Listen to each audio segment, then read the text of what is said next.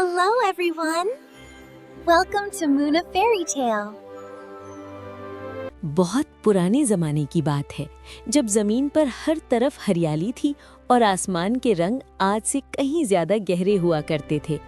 एक बहुत बड़ी और सरसब्ज सल्तनत थी जिसका बादशाह अपनी बहादुरी के साथ साथ अपनी बेपनाह दानाई और अक्लमंदी के लिए मशहूर था। मगर वो एक फिक्र में मुब्तला था। उसके 3 बेटे जवान हो चुके थे, मगर वो जानता था कि तख्त सिर्फ ताकत से नहीं बल्कि अक्ल और दिल की नरमी से संभाला जाता है। उसने सोचा कि शहजादों की शादी का फैसला महज एक रस्म ना हो बल्कि एक इम्तिहान हो। उसने तीनों शहजादों को तलब किया और कहा, तुम में से हर एक तीर चलाएगा, मगर याद रखो तीर सिर्फ किस्मत नहीं, तुम्हारी फितरत की सिमत भी जाहिर करेगा। अगले दिन बादशाह तीनों शहजादों को लेकर जंगल गया। उसने सबसे पहले बड़े शहजादे को तीर चलाने का हुक्म दिया। बड़े शहजादे ने गुरूर से कहा, मेरा तीर हमेशा सबसे आगे जाता है।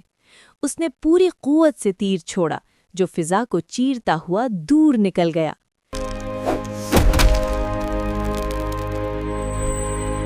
बादशाह ने अपने प्यादे भेजे ताकि मालूम करें कि तीर कहाँ गिरा है। प्यादों ने आकर बताया कि तीर शहर के अमीर तरीन ताजिर के महल में जा गिरा है। बादशाह ने ताजिर के घर शादी का पैगाम भेजा, जिसे ताजिर ने बखुशी कबूल कर लिया। ताजिर की एक खूबसूरत बेटी थी जो शहर की सबसे फैशनेबल लड़की थी।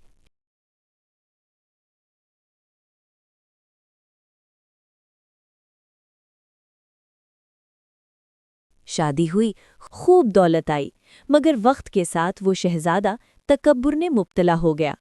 कुछ अरसे बाद बादशाह दूसरे शहजादे को साथ लेकर जंगल गया था। फिर बादशाह ने दूसरे शहजादे को तीर चलाने को कहा। उसने सोच समझकर निशाना लिया।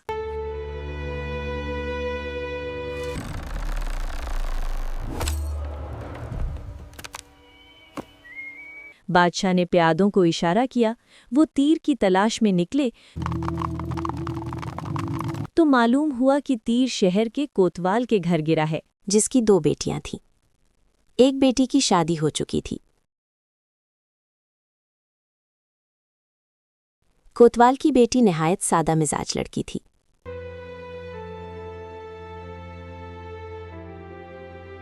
वहां भी शादी का पैगाम भेजा गया। शादी हुई, शहजादे को इज्जत मिली, मगर वो हमेशा दूसरों की राय से डरता रहा और आज़ादाना फैसला करने की कुव्वत न पा सका। अब छोटे शहजादे की बारी थी। बादशाह ने इशारा किया, अब तुम्हारी बारी है। छोटा शहजादा खामोश रहा। उसने आंखें बंद की, दिल में दुआ की और तीर छोड़ दिया। तीर जंगल की गहराई में जा लगा। प्यादे पीछे गए तो देखा कि तीर से एक लोमड़ी जख्मी हो गई थी। सिपाही उसे दरबार में ले आए। ये देखकर दरबारी हंसने लगे, मगर शहजादे ने आगे बढ़कर जख्मी लोमड़ी को अपने हाथों में उठाया और कहा, अगर ये मेरी किस्मत है तो मैं उसे इस तकलीफ में तन्हा नहीं छोड़ूंगा। बादशाह ने गहरी नज़र से अपने बेटे को देखा। वो यही देखना चाहता था। शहजादे ने फौरन तबीब बुलवाया और लोमड़ी का इलाज करवाया। इस लोमड़ी के लिए एक खूबसूरत बाग वाला महल बनाया गया और जंगल से उसकी नस्ल की दीगर लोमड़ियां भी मंगवाई गईं। उनकी देखभाल के लिए दरबान और खादिम मुकर्रर किए गए और खुराक का बेहतरीन बंदोबस्त किया गया। चंद दिनों बाद शहजादे को महल के नौकरों से मालूम हुआ कि शहजादी लोमड़ी बाकी लोमड़ियों से बिल्कुल मुख्तलिफ है। वो ज़्यादा बाहर नहीं निकलती, गोश्त नहीं खाती, बल्कि सिर्फ रोटी के चंद टुकड़ों पर गुजारा करती है। सबसे हैरत अंगेज़ बात ये थी कि वो इंसानों की बातें समझती थी और कभी-कभी उसकी आंखों में आंसू चमकते थे। उसके गले में एक मखसूस हार था जो किसी आम जानवर का नहीं हो सकता था। एक दिन शहजादा दरबार से जल्दी वापस आ गया और सोचा कि खुद जाकर देखे कि लोमड़ी बीमार तो नहीं। जब वो महल में दाखिल हुआ तो देखा कि तमाम लोमड़ियां दरख्त के नीचे आराम कर रही हैं, मगर शहजादी लोमड़ी वहां नहीं थी। दरबान में बताया कि वो अपने कमरे में है।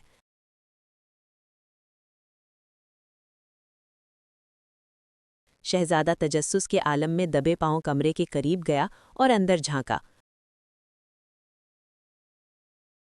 اس نے دیکھا کہ فرش پر لومڑی کی کھال پڑی ہے۔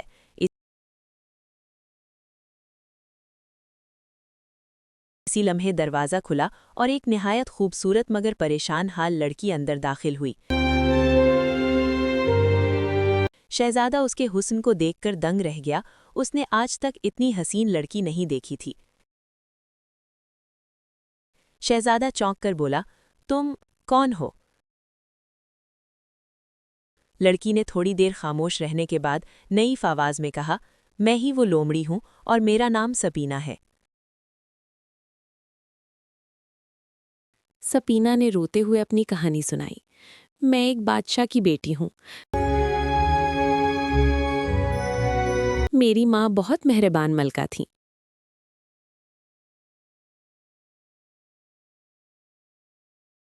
مگر ان کے انتقال کے بعد میرے والد نے دوسری شادی کر لی۔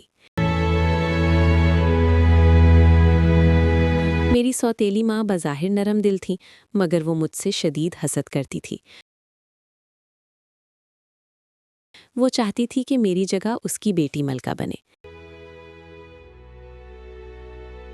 رات کا وقت تھا۔ سوتیلی ماں چپکے سے محل سے نکل کر جنگل کی طرف جا رہی تھی۔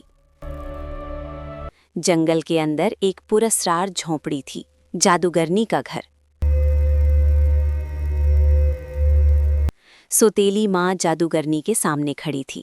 وہ اسے بہت سے سونے کے سکے دیتی تھی۔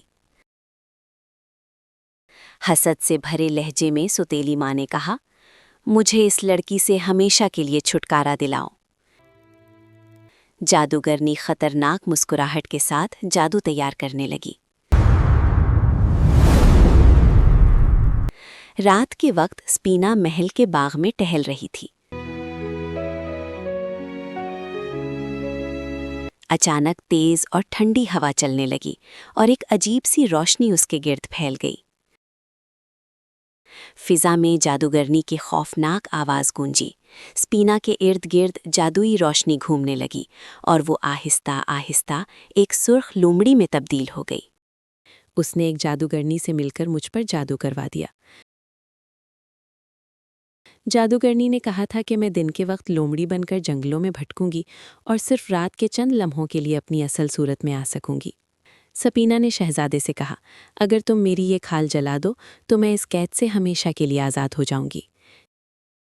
شہزادے نے فوراً کھال کو آگ لگا دی۔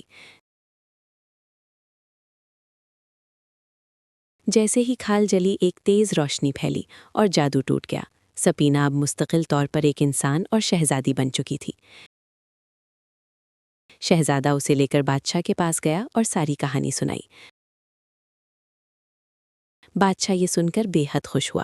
بادشاہ مسکرایا اور بولا،